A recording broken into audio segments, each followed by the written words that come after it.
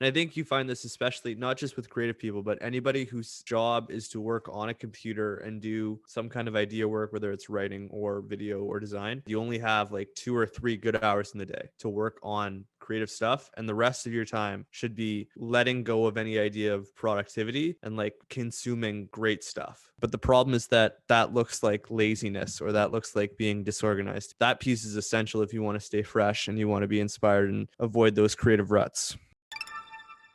Mose, what's going on, buddy? We're back at it again. Another week, another pod. No guest yet again. I don't know what's going on. Can't seem to secure anyone, but who needs guests when we have each other? What's going on? You just made your big move. You're back in Aurelia. Back in O-Town. Yeah, man. Big move. Huge weekend for everyone, I think, with stuff opening up. So it's exciting. Hope to be in Toronto soon. And this basement apartment setup that I have is just undefeated. I mean, you're not in the clubhouse anymore?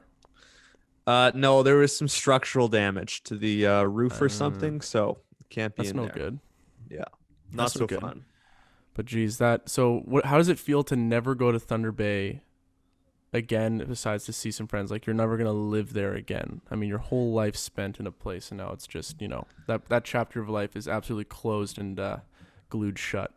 It was pretty poetic, actually. I don't know if you follow the news, but all of Northern Ontario is on fire right now. And I feel like it happened right as we were leaving. So I didn't even know about that, but I was shooting on Sunday, and it was supposed to be like a sunny day with clouds, and there was just this weird haze in the sky. And I was looking up, and the sun was like a bright circle in like no clouds. It was just a clear sky, but it was like gray haze. I'm like, I don't know what's going on. Is there another fire? Didn't find out until this morning. There was, what was it, a giant forest fire in Northern Ontario? Several, yeah. They're all over. It's fire season. So I have a couple buddies up in Thunder Bay who are firefighters, and I saw a snap from last week, and this guy had the temperature, and it was like 42 degrees where he was. He was just drenched. Dude, I remember one time driving on Eglinton in the car with my mom, and there was just a car like going the other way. It completely lit on fire. It was like fully engorged in flame. Like something happened. No one died or anything, but it was just they got out of the car when it was smoking and lit into flame. We drove by it, maybe 30 feet away, 20 feet away. And as soon as we got closer, it started getting hotter and hotter. And then as soon as we went right parallel to it and past it, you just felt like getting punched in the face by just heat. I've never experienced that in my life. It felt like we drove by a wall of heat. So I can't imagine what kilometers of tree or burning forest would be like. Even if you're like maybe half a kilometer away, it's probably like 10 degrees hotter. Terrible, awful. And the other thing is that my house in Thunder Bay didn't have air conditioning. So I don't know if Toronto got hit by it. There was this stretch of about 4 or 5 days on Canada Day weekend that was just awful. Like you couldn't fall asleep because it was 25 at night. Dude, Toronto's been brutal it's been kind of hot, but it's like mainly rain. And there's so many we have 3 outdoor shoots. Or was it? No, it was only 2. We had to push these back so far. And no, it was 3 outdoor shoots, 3 different jobs. Yeah, we're going to book this day. We're scheduling with people, balancing 3 schedules. Rained out. 3 weeks of delaying, and we're finally we got it done, one of them on Sunday, and then we're doing one tomorrow, and then hopefully one Thursday. But like, it's just been such a disaster with rain, making us push back projects, which to a bigger like talking point about that, it's like you start a project, you put your energy into it, and then you put on pause, and then you're back in with the energy again, on pause, back in the energy, on pause, and there's no like you just feel like that, like every project, it feels like you're in a circle. It's a cycle, and we're just like stuck and moving back and forth, and there's like no sense of closure. It's actually depressing. It's the worst feeling. The worst feeling. Like, I hate when projects drag on. It's like if you could somehow shoot it, and it's like a long, heavy shoot, take the next day off, edit it the day after, like 2 days after you shoot, and then it's done. That would be a dream life. That'd be nice. It's almost like, honestly, being freelance, that's where it sucks, is like you can't just do the video. It's like the whole fucking process takes so long. Unless you got a kid in Indonesia editing it for you. Well, yeah. I mean, even then, it's like, you're dialoguing with him and dialoguing with the client. It's just a disaster. But dude, yes, agreed that long projects are the worst. I I got not even a story, but just this weekend was a really good shoot week. It was terribly anxious leading up to the Sunday shoot. We did a video with Shane Wright and Pavel Barber. You'll see on Mars Blade's social. Hopefully, we'll have that done shortly. Humble brag. Humble brag. I mean, like Max and I, he's been on the podcast and like we've done videos before together with Mars Blade and the GTHL. Like, we've known Shane for 3 years now. He's known him for like 5 or 6 or something like that. So like we have like a relationship, so we work and it's like nothing. He was super chill. Like I've never, like, for like a young athlete who's never delivered lines on a video, he actually fucking killed it. And that was one thing going in. This whole video, I shouldn't really spoil it, but it's like a little like competition between Pavel and Shane. So there's lines and chirping. Going into it, I'm like, I have to direct and shoot this thing. I was shitting bricks the days leading up. Like, I'm like, oh my God, how am I going to get the shots right? Then I got to fucking direct athletes, who aren't maybe the best actors, as we all know. Just an absolutely painstaking process. And it's on a Sunday where your head's just, you're in like a relaxed state. You have to get up. You want to be. You want to be. You're the whole way up, I was like, I don't know if I want to shoot this. And then we get there and you definitely didn't want to be in that car driving wherever you were going. Oh, no. Yeah. The traffic is also terrible. Oh, my God. It was one thing that when we budgeted this project, I kind of want to bring up. It's like every time I budget, I underestimate the pre-production. Like that. Meetings? Not just the meetings, which is pretty hefty, but like writing the script, writing the shot list, drawing the storyboard, and making sure all the shots make sense. Because like when you're creating something that's not just, run and gun shoot, make a cool social edit, it's like you got to make sure like each shot makes sense with one another and goes into the edit properly. And I'm like double checking a shot list 3-4 times over just to make sure like the camera's in the right spot where it doesn't feel too jump cutty or too like all over the place. And that was just giving me like boatloads of anxiety. Well, you love to do that work. For those that don't know Will, he is the master at making up ideas and figuring the stuff out beforehand. Yeah, I love doing that work. Exactly. No, it's honestly fun doing that work, but it's like there's a reason there's a director and a DP. Like the DP's not, I mean, the director's the main guy shot listing, and then the DP comes in and like helps, creatively direct those shots so that they're interesting and like more vibrant. But it's like I'm doing 2 people's jobs. I'm like, this isn't sustainable. And you charge for both. No, I charge. You wish you could charge for both. And I only really charge for the shooting, shooting work. Oh, which sucks. But you live and you learn. Tough. But it was a good shoot, and we brought out a bunch of guys. We got a PA, we had an audio guy, and then Max was like second PAing, but mainly kind of Max weaseled his way on another shoot.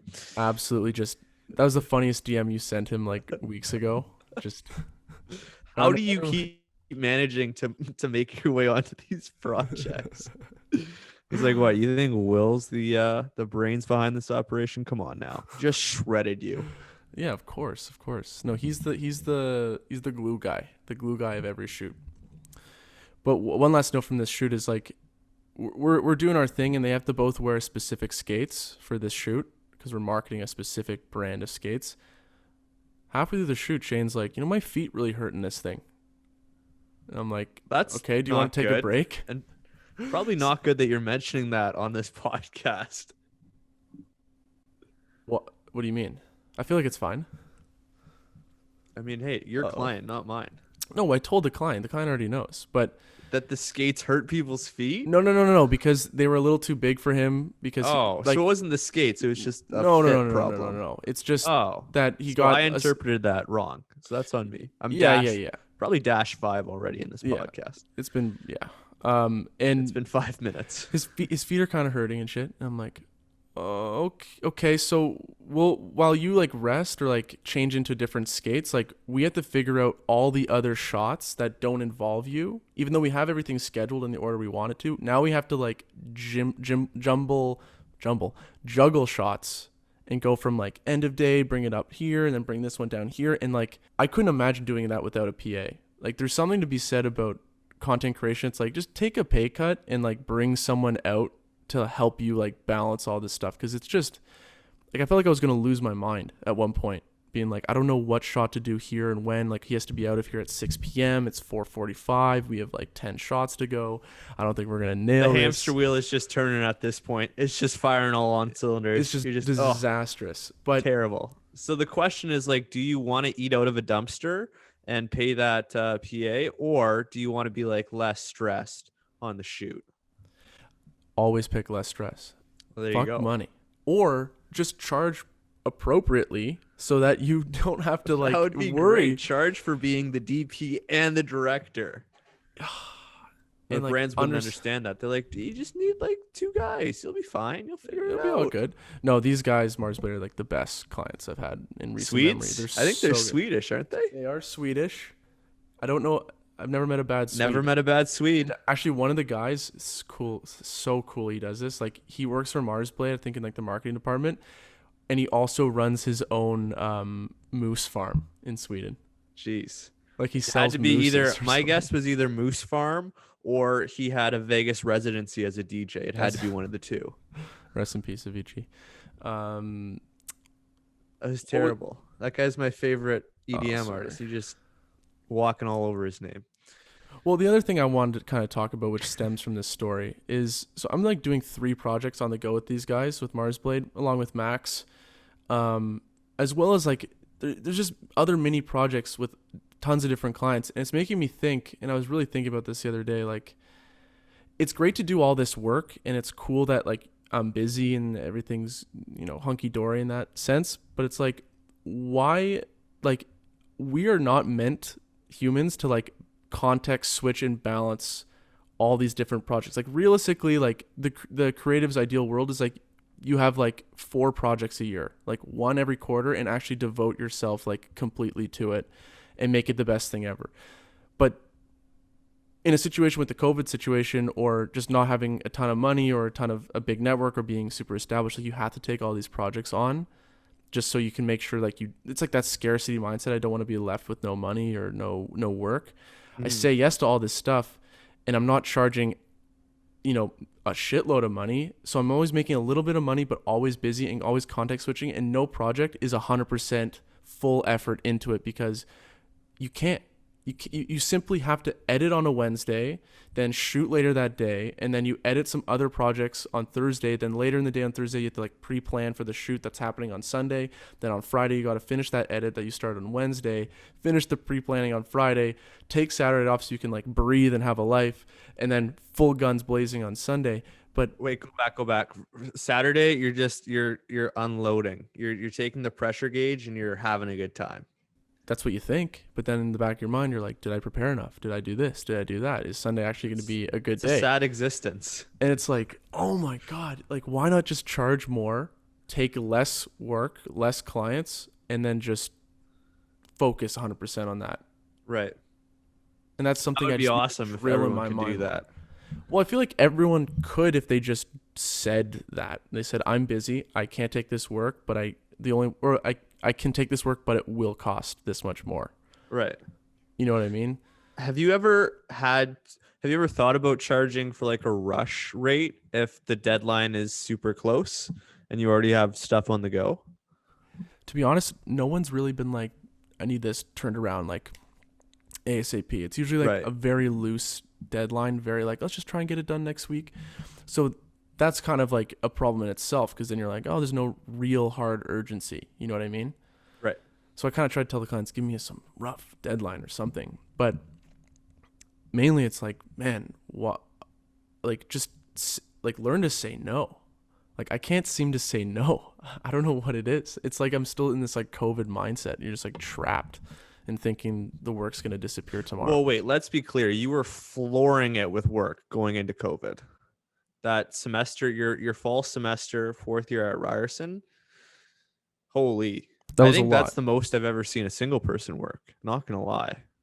Well, That was wild. I did have a lot of help, whereas like, you were around, we had Ryan Ward around, Cameron Kern. There was so much like people there to help, whereas now it definitely feels a lot more like isolated and desolate, Yeah. like the community space. But And most of the Ryerson people, are just grinding at the Olympics right now. Shout out the Ryerson people for that. yeah, shout out Ryerson. Have a great representing. story, no names. It's super quick. Um, when what would it have been? It would have been 2017 or 20. No, it would have been 2018, the Winter Olympics. Um, one of our mutual friends, Christian You Steeds. said you won't mention names, but all good. No, he wasn't the guy. He was recording the guy. Sends me a Snapchat that I don't. Sends me a Snapchat at like 2, 3 a.m. They don't see him till the next day. And it's another one of our mutual acquaintances who I won't say his name, just snoozing on the job, feet up, looking at his computer, but not looking at his computer, taking a nice little eyes closed nap. This guy was just snoozing. So if there's those happening in what I can only imagine, those are happening in the studio right now for the Olympics. So shout out to all those people. You're going to work some late nights. I feel like nobody respects those kind of people, and they don't think about it because they're just watching the Olympics. But just know, behind the scenes, there's people grinding their asses off, and they're sacrificing their sleep. So I'm not going to live that life anymore, but I respect the people that do. I respect the hell of it. I mean, Cameron Kern, who we had on the podcast, is doing it too. She's like, "Do you want? Yo, there's a position open at the Olympics if you want to do it." And I was just like, "I really appreciate the offer. I just I can't do it. Even if I myself. had zero work right now, I don't think I would do it because she's like, yeah, you start at 11 p.m. and you finish at 7. It's great. No, she's not like it's great, but it's like I don't It's know fine. I'm I don't know if I managing. want to do that. I don't want to do that to my body or my social life. I'm fucking dying right now just working during the days and trying to balance everything. I don't know how the fuck you're doing this. I think you're lying to yourself at some level. You say it's fine. I don't want to put words in other people's mouths though. with like a blank But I mean, it's smile. not fine. If everyone has that, well, everyone that works nights has that moment where you're getting home 7 o'clock in the morning. You're trying to go to bed. Put your head down on the pillow, finally settling in, and then you hear the people starting their day. They're grabbing a coffee outside. You hear the garbage truck go by, and you say, "This is it. I'm at my lowest point right now." Well, I kind of want to shift gears and talk about just like this really good interview I listened to on Joe Rogan with Tarantino. Did you listen to that episode? No, we've talked on the podcast before how he went to Spotify, and then I don't know a single person who listens to him regularly anymore. I find it hard to see the new things pop up, like because I don't really go on Spotify and scroll the way like No. Apple Podcasts. You open that app and it's like, oh, there's some stuff, cool. You'd think they figured it out. I mean, they probably spent close to $1 billion on podcast acquisition. You know that Obama and Bruce Springsteen had a podcast? Like I Together? wouldn't even know what it would be about, but they do. And apparently realize- their user experience sucks. Whenever I go on Spotify, I feel like there's no like podcast section, if I recall correctly. I'm gonna open up right now and fact check myself because I might be full of shit. Be If I hit on awful. home, there's like it just says good afternoon. It gives me my top playlists, and then it says your top shows like podcast wise. I'm like, why not have like tabs for music podcast? You know what I mean? You would think. I mean, $1 billion company, but Like it's I don't know. crazy. So like I mean I obviously I just saw that he was on through like the podcast clips on YouTube with Joe Rogan. Mm-hmm. I love Tarantino movies. I also love listening to writers on podcasts. They're some of the most interesting people. Another episode I got to recommend is the writer, I forget his name. He wrote Fight Club. He was on the podcast like years ago. Such a good interview. Like writers are like some of the coolest people. They have the best ways of like telling stories and explaining things. And I think just their insight on like creative process is like more in depth than really any creative people that I can really remember listening to podcasts of, like even like video directors. It's actually cool because Tarantino's writing books as well. Like he just released a book and has like a couple novels and plays he wants to do. But anyways, he brought up something very interesting. So how well do you know the whole Tarantino like history of how he did shit or how he became? Not really well. Looking at a shot of this guy right now, he kind of looks like a gremlin. Yeah, he's not good looking, but Massively successful though. and that's what matters. There you go. No, to answer your question, I'm not super familiar. I'm gonna cut this out. I just want to find his Reservoir Dogs. When did that come out? 1992. Okay. Also, cut this out. That was a derogatory slur that people would say to Native people. What? Reservoir dog. You're a reservoir dog. in Oh. Thunder Bay. I didn't even know that. Okay, so what's interesting about his story is so he started off in like late 80s, early 90s, just making independent movies, working at like a video store. He writes the script for True Romance, another great movie. Made a bunch of money on that. Took that money. I'm just really summarizing a long story into short, and made Reservoir Dogs his first movie. Nice. That movie, 1992. 1992, that movie exploded, and that's when he really got popular. Then like Pulp Fiction came out, Kill Bill, 1994. This all guy these is cranking them out. absolutely cranking them out. He Good for made some him. money off that stuff. Good for him. Um, Moving forward, he spoke about his writing process all the way up to Inglorious Bastards before he made that movie. This must have been like mid 2000s or mid 2000s, I guess is the decade. And he said this was his process. This is when he said this is when he was an amateur writer, even though he was professional. He said he would go to restaurants, drink a shitload of coffee, and just kind of sprawl out on the table for 3 hours, kind of write a bunch of stuff, go home, continue writing all the way through the night. And he would just do that late night, just constantly writing and drinking coffee and just kind of like, living that like weird artist reverse lifestyle. And then he started realizing and kind of had a switch in after mountains of success. He started to think, I'm going to switch this up and become a professional, is what he said. And I put that in quotes because like he was kind of like amateur versus professional writers. And he's like, this is when I started writing during the day. And on top of that, after I would write from 10:30 a.m. to 11 a.m. until around 7 p.m., after I'd finish writing, I would hop in my pool and just kind of float around, think about what I wrote, reflect on whether I should change it or not. Then I would write or come up or new ideas would come to him and he would write those down. He'd write down all those notes loosely and then just put it away and then go out for dinner, watch a movie, see friends, whatever it was. And that was like a switch he made and he realized like his life and process just became better. What do you think about that? There's a lesson there. What do you think about that? And he said that he was kind of lying to himself when he was an amateur. He was kind of saying, this is what I'm supposed to do. This is like the romantic idea of a writer. And then something switched. Is it age? Is it maturity? Is it something else? It makes me think of this great quote from Josh Waitzkin, and I couldn't find it, but the bastardized version is something along the lines of he sees, you can find many really great performers that are super, I got it the other way around. You can find a lot of average performers with really dialed in routines that are super organized and neat. And then on the flip side, you can find people who are at the top of their game, who don't have any kind of semblance of a routine or something they do. And it just kind of goes to show you that everyone works in unique ways. And to put a box on something and say, to be a successful writer, to reach the level of success that Quentin Tarantino had, that there's some prescription hanging out there for that. I don't think it exists. And I think everyone kind of follows their own path, and you have to kind of lean on your own unique skill sets and strengths and be mindful of your shortcomings as well. And that's something I learned as well, because at the start of kind of getting into design and creative work, I had no routine because I don't think that I didn't feel that I needed one.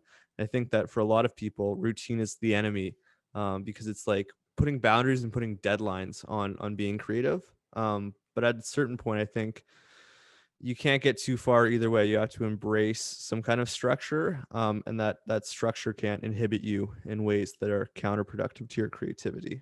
Obviously, there's no one way like you're supposed to do something or be like have a process, but I almost feel like there are some like fundamental truths to like it's just if you are doing one thing and your life isn't super busy, let's say you're a writer, like it makes sense to do that during the day so that you can live a balanced life that's not burning the candle at both ends.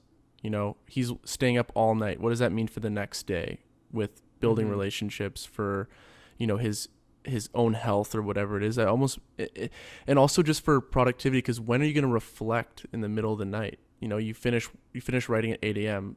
You're probably gassed. Are you really going to reflect and like set up your next day for success for the most part? Because that's what he said when he's floating in his pool. Ideas come to him. He reflects on what he did right, and then after that sets up what tomorrow is. How easy is that to do in the middle of the night? It's impossible to do. I think the biggest difference that I see between people who learn really quickly and keep evolving in their craft, and those that kind of stay stuck and get frustrated is people who progress faster make a habit or routine of reflecting on what they're doing and in their work. And I think if you have a routine that doesn't support time after to reflect on what you do, it doesn't have to be anything crazy either, guys. You could be taking a walk, you could go to the gym, whatever. For me, it needs to be something physical because I feel like that frees up my brain and my mentals to kind of release whatever problem I'm working on. But as long as you have some kind of time, and it can be small too, I feel like the smallest effective dose is as short as 10 to 15 minutes. As long as you have that time in your day, I think that's a great stop gap measure for figuring out, was I happy with what I did, or did I learn something, or is there something I can take away from the work I did today? And if you're not in that position, what I find happens a lot is you are the horse with the horse blinders on who's just sprinting 100 miles an hour. And I know from my experience, I can't be in that state for too long. I think that mindset is really important for getting a project done, and kind of charging through and getting the work done. But I don't think you can stay there for prolonged periods of time. I mean, it's just flat out unhealthy to stay there because like you have no perspective on what's coming next either if you never reflect.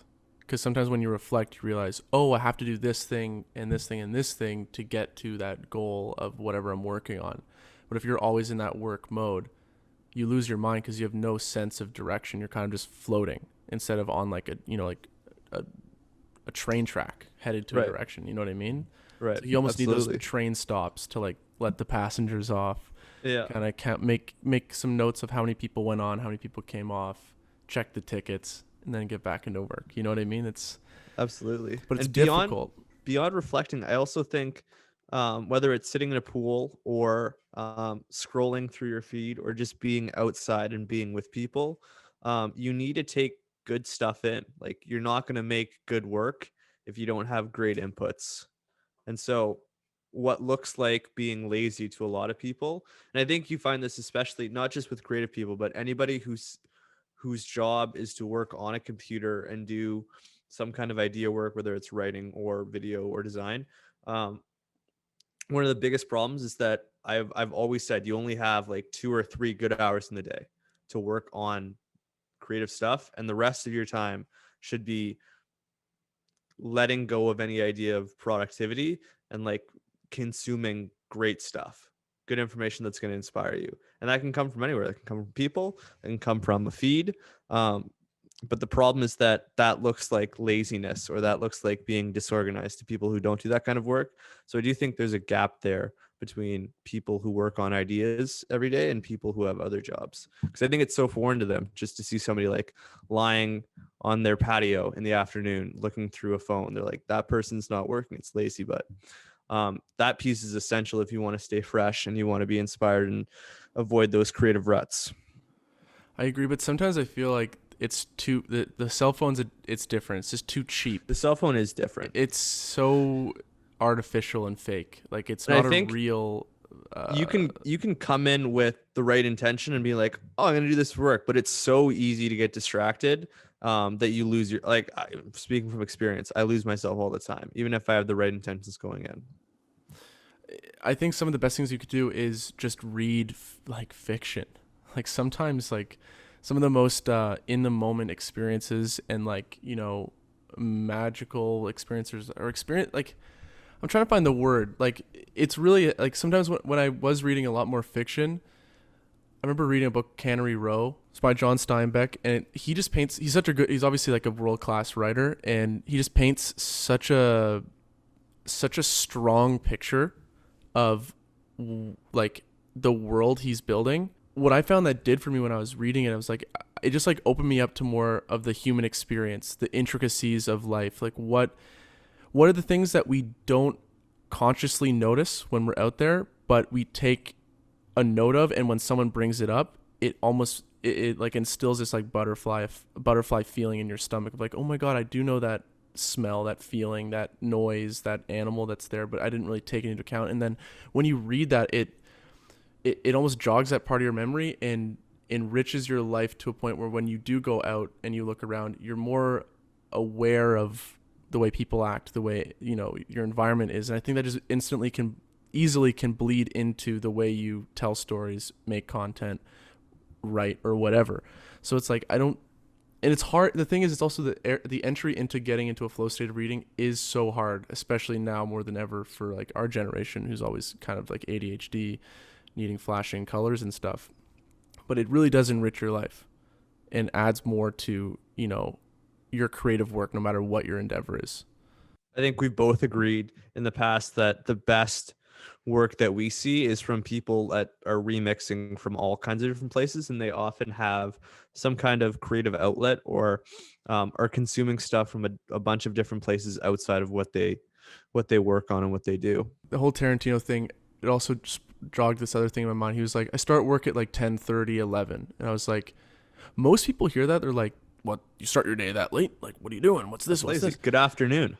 And I'm like, I mean, for me, some of the best work I do is at 11. Like I did it today for the first time in a while. Like I actually got up and didn't start working until 2.5 hours after I opened my eyes for the first time. And what that did for waking me, up like that. That's your ideal. that's the idea. I think you're a similar way too. You want a slow start to your day. There's nothing worse than when you start your day like not really fully awake and aware, and you just have to dive into work or dive into whatever the task that is. state that you just described is always the first hour of my day, regardless of what I do. Pre-workout, ginseng tea, Tim Ferriss, whatever, caffeine, I don't care what it is. I can't get myself to snap into it, at least mentally. So I'm one of those people that loves going to the gym as the first thing they do when they wake up, because I feel like coming out of the gym, I'm so much more ready to actually dive into my work. So it's been great that gyms in Ontario finally reopened. Shout out Doug Ford. Shout out Dougie. I mean, I also remember you said, I think you would write or read in the morning a bit. I don't remember. I do stems. I think stems, like journaling is I feel like if you journal, it can go a million and one different ways. And sometimes it's productive, but for me, it was too hit and miss. So I would give myself sentence stems to work off. One of the ones that I love doing is what are the 3 to 5 things that are causing me the most anxiety or stress at work? They're most often things that I've punted from previous days.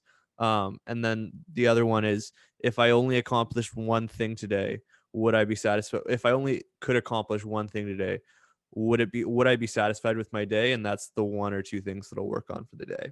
And I have a bunch of different, if you're curious, I'll send you a bunch, but yeah, please do. I do like to, I feel like it's a great way to get the brain firing and just get ideas flowing. And I feel like one of the things that definitely holds me back in the morning, I don't know if other people can relate to this, but if you're doing creative work, in the morning, I feel like your filter for what's good or what's not, and you're just, the bar for quality and what you accept is just so much higher than when you kind of get into a flow state and you're a bit more relaxed kind of in the afternoon. So just firing off as many ideas as possible and coming in with the mindset that they're not always going to be good ideas and they don't have to be, is a great way to kind of cheat or give yourself a head start on the day.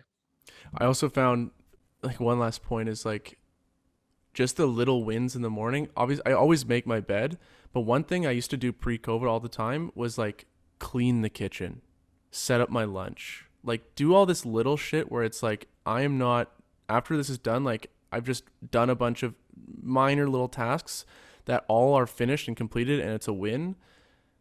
Boom. Easy money. Like I feel like I finished that and I go straight into work. I'm like, I'm already on this high of like everything's going right so far. Everything is like success, check off the box. It's not a work in progress. And then I can dive into this stuff. Or on top of that, sometimes I like to play guitar in the morning, or like, I don't know, go for a walk and just do things that are just so slow and easy and kind of are enjoyable. And then it just makes that like on-ramp into work so much easier. But I found, personally speaking, going in COVID, got to a point where I wasn't doing things I enjoyed in the morning. I was just kind of waking up in this like sloggy. It'd be like cold. I'd be like, wake up, an hour into waking up, I'd go do work, and just there was something off in the mornings and even at night. Like I just never set up my day for success or ended my day to make the next day successful. It was always just like, oh, finally I can like not work and do this. Like it was really depressing, to be honest. It's weird. It's weird. I feel like those are the most neglected parts of the day, where it's like whatever your habits or routines are for the start and end of your day are just that, and everyone kind of accepts them. And then paradoxically, easy enough for me to say, those are like two of the most important half an hour to hour pieces of your day. They feel like they just set the tone. So as lame as it is to say like, oh, I felt a sense of reward from cleaning the kitchen, or for me, it's like if I lay out my clothes for the day the night before, it's just such a win to wake up and be like, oh, I'm prepared to start my day. It sounds so lame and they're so small and you'd think they're insignificant, but they do really add up. And if I get, there's no feeling for me like getting out of bed before 8:30, I just feel like I've set myself up for the rest of my day, and I'm like, this is a win. Whatever I do after this, I'm gonna get a good workout in, and even if I don't do anything that I'm supposed to for that day, I will feel a sense of completeness and like I accomplished something for the day. It's I mean, just to put a cap on it, it's so important to have to-do list items that are actually going to be done today. Like, even if it's a part of something, the fact that it's like you finished the day and succeeded on a few things, there's no better feeling. And on the flip side, there's no worse feeling than realizing that was supposed to be done today. Now I got to do it tomorrow, and it pushes back all this other shit. Fuck.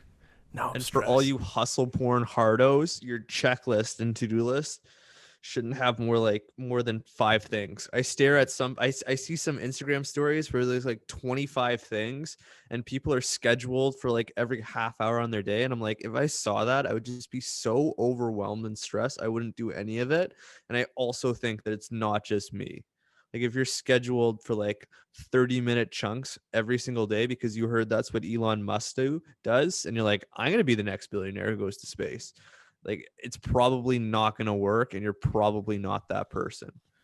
I mean, speaking of billionaires went to It's space. just it's success porn though. I know that you see those Instagram stories as well. Oh yeah, it's the worst. It's the worst. It's just so unrealistic.